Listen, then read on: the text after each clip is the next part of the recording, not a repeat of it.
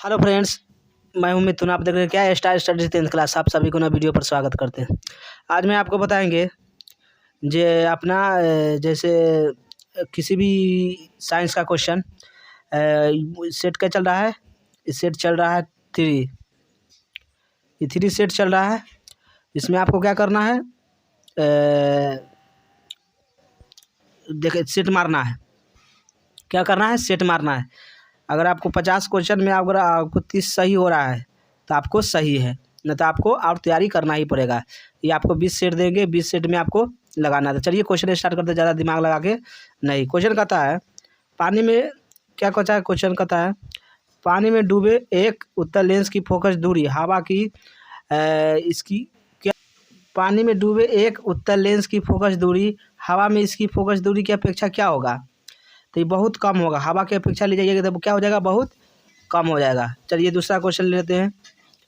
दूसरा क्वेश्चन है, क्वेश्चन कहता है जब CO2 गैस को पानी में घोल देता है, यानी CO2 को पानी के साथ घोल दिया जाता है तो उसका बिलियन pH मान क्या होगा, 7 से कम होगा। क्या होगा, 7 से कम। जब बिलियन के साथ घोल दिया जाता है तो क्या हो जाता है, पानी के साथ घोलेंगे तो क्या हो जाएगा, उसको pH मान 7 से कम हो जाएगा।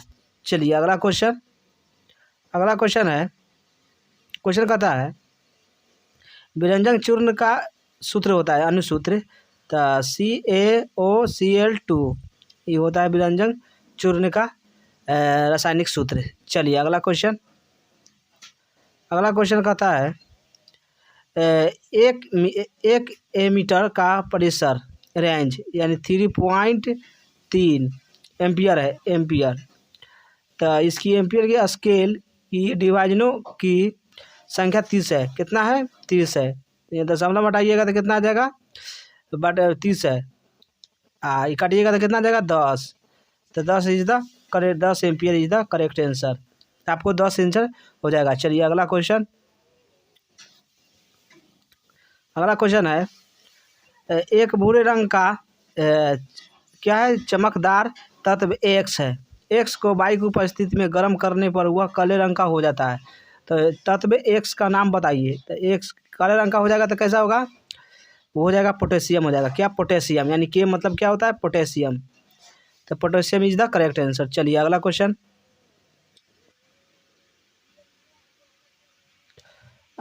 है ग्लूकोज में कार्बन के कितने अणु होते हैं। तो ग्लूकोज में कार्बन के अणु कितना होता है, C6 होता है। कितना होता है, 6। तो 6 इज द करेक्ट आंसर।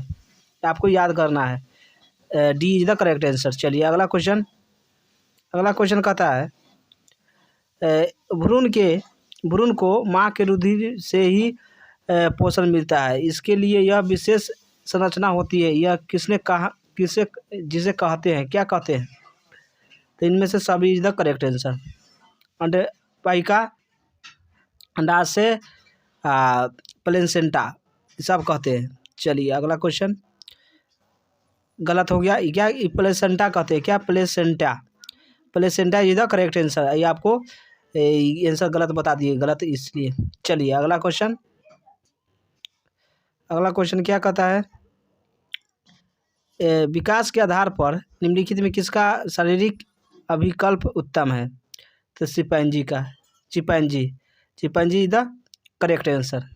चलिए अगला क्वेश्चन कहता है नीचे दी गई अभिक्रिया के संबंध में मतलब सही उपस्थित करें।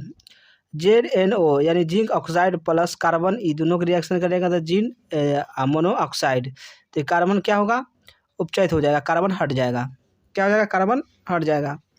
चलिए अगला क्वेश्चन कहता है कौन सी गैस उत्सर्जी होता है जब धातु जल के साथ अभिक्रिया करता है। यानी कहने कौन सा गैस निकलता है जब वह धातु के साथ क्या करता है, निकलता है, चाहे करेगी अभिक्रिया। तो ये हाइड्रोजन निकल जाएगा। कौन निकल जाएगा, हाइड्रोजन, H निकल जाएगा। चलिए अगला क्वेश्चन कहता है निम्नलिखित में कौन एक प्राकृतिक पारिस्थितिकी तंत्र है। तो पारिस्थितिकी कौन है, तो ये झील है। क्या है, झील इज द करेक्ट आंसर। चलिए अगला क्वेश्चन है तत्व XCl2 सूत्र एक क्लोराइड बनाता है जो एक ठोस है तथा जिसके क्वथनांक उच्च है। आवर्त सारणी में यह तत्व संभवतः दिए गए जिस तत्व वर्ग में वह अंतर्गत होता है। किस अंतर्गत होता है? तो ये मैग्नीशियम के अंतर्गत होता है। चलिए अगला question.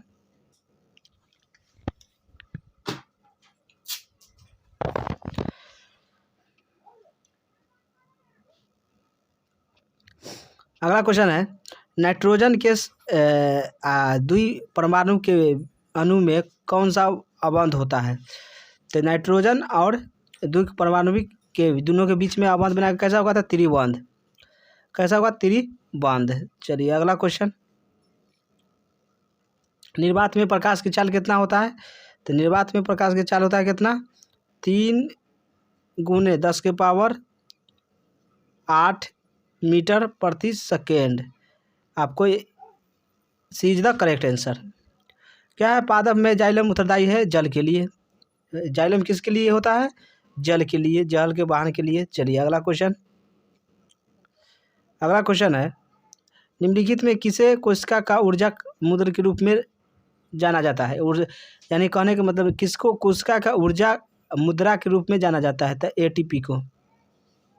ATP is the correct answer. चलिए अगला क्वेश्चन। क्वेश्चन कहता है पतियों में गैसों का आदान प्रदान कहाँ होता है? तो रंध्र में होता है। कहाँ होता है? रंध्र में। चलिए अगला क्वेश्चन। क्वेश्चन कहता है हृदय से रक्त को रुधिर को संपूर्ण शरीर में पंप किया जाता है यानी लिया जाता है, ये किसके द्वारा? तो इस सभी के द्वारा। किसी सभी फेफड़ा द्वारा, हृदय द्वारा और इंद्र द्वारा, सब के द्वारा लिया जाता है। गलत हो गया। ये निलय द्वारा। किसके द्वारा? निलय द्वारा। चलिए अगला क्वेश्चन। क्वेश्चन है कौन सा पादप हार्मोन पत्तियों को मुरझाने के लिए काम करता है? यानी कहने का मतलब पत्ती को मुरझा देता है। कौन? ऑक्जिन। कौन? ऑक्जिन पत्ती को मुरझा देता है। चलिए अगला क्वेश्चन। क्वेश्चन कहता है जड़ के अधोगामी वृद्धि है, तो जड़ के लिए कौन सबसे ज़्यादा वृद्धि है? कौन है? तो गुरुत्वा अनुवर्तन। कौन है? गुरुत्वा अनुवर्तन। तो गुरुत्वा अनुवर्तन is the correct answer B. चलिए अगला क्वेश्चन। अगला क्वेश्चन है पॉन्स मेडुला और अनुमस्तिष्क ये क्या है? तो ये मध्य मस्तिष्क है। क्या है? मध्य मस्तिष्क। ये बीच का भाग है मध्य मस्तिष्क। चलिए अगला क्वेश्चन। अगला क्वेश्चन है निम्नलिखित में कौन सी अनैच्छिक क्रिया नहीं है? तो ये बवन ये है, चबाना नहीं है, लार आना ये तो है, हृदय रखना ये सब है, लेकिन हमको चबाना गलत है। चबाना ये अपना क्रिया है। चलिए अगला क्वेश्चन। अलैंगिक जनन का मुकुलन द्वारा होता है। किसके द्वारा होता है? तो ईस्ट द्वारा होता है। अलैंगिक जनन ईस्ट द्वारा। चलिए अगला क्वेश्चन। शुक्राणु का निर्माण कहाँ होता है? तो शुक्राणु का निर्माण इनमें से विरिसन में होता है। कहाँ होता है? विरिसन में। तो विरिसन इज द करेक्ट आंसर। चलिए अगला क्वेश्चन। पुष्प का कौन सा भाग फल बनाता है? तो पुष्प का कौन सा फल क्या बनाता है? फल बनाता है। तो ये अंडा से बनाएगा। कौन? अंडा से। चलिए अगला क्वेश्चन। अगला क्वेश्चन है गोलीय दर्पण की परावर्तन की पृष्ठ वृत्त क्या होता है? वृत्तकार सीमा की रेखा का व्यास कहलाता है। क्या कहलाता है? गोलीय दर्पण का द्वारक। चलिए अगला क्वेश्चन। क्वेश्चन कहता है निम्नलिखित में कौन सा उत्तल दर्पण की फोकस दूरी बकाता त्रिज्या जब f बराबर r/2। तो f के मान कितना है? नहीं है पता। f के निकाले कहता है। त्रिज्या है कितना है? 32/2। ये काटिएगा तो 16। तो 16 होगा। तो ये उत्तल है तो क्या होगा? प्लस। तो सी इज द करेक्ट आंसर। चलिए अगला क्वेश्चन। यदि किसी बिंब का प्रतिबिंब का आवर्धन ऋणात्मक है तो इसका प्रतिबिंब कैसा होगा? तो वास्तविक उल्टा होगा। क्या होगा? उल्टा होगा। चलिए अगला क्वेश्चन। अगला क्वेश्चन है नेत्र में प्रवेश करने वाली प्रकाश की किरण अधिकांश परिवर्तन होता है। तो कहाँ होता है अधिकांश? कॉर्निया के बाहरी पृष्ठ पर।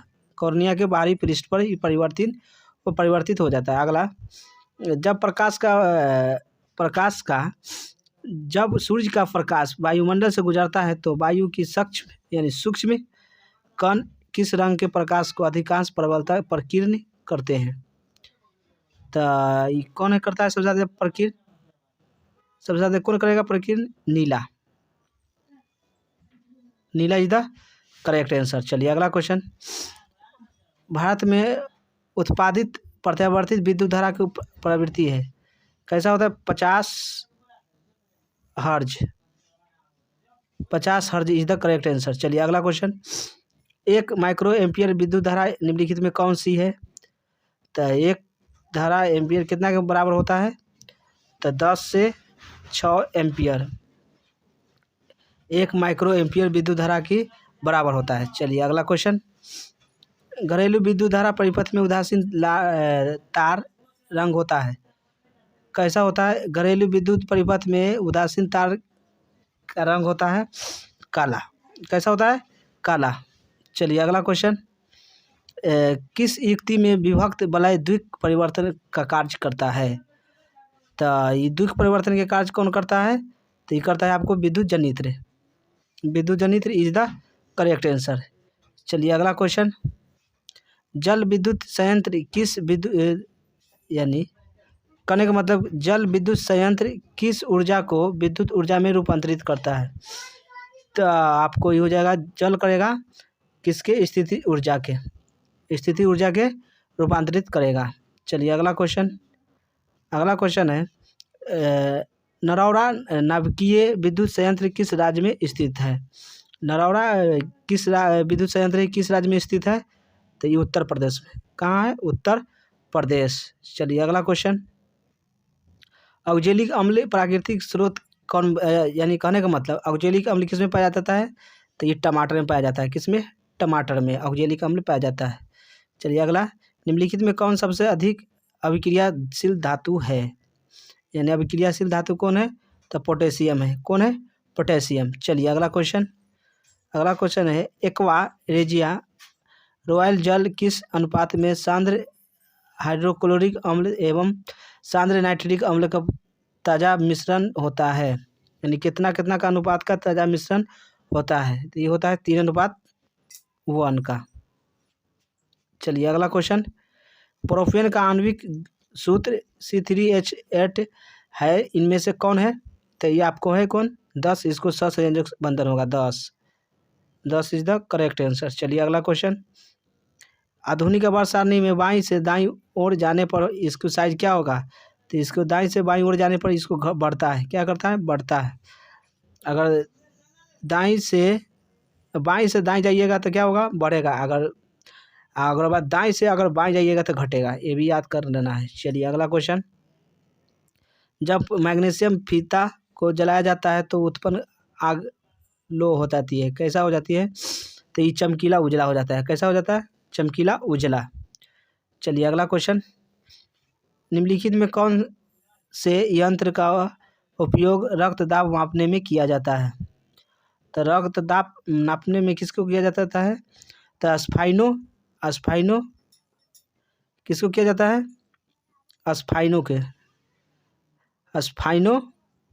अस्फाइनो मैग्नोमीटर को उपयोग किया जाता है। किसको?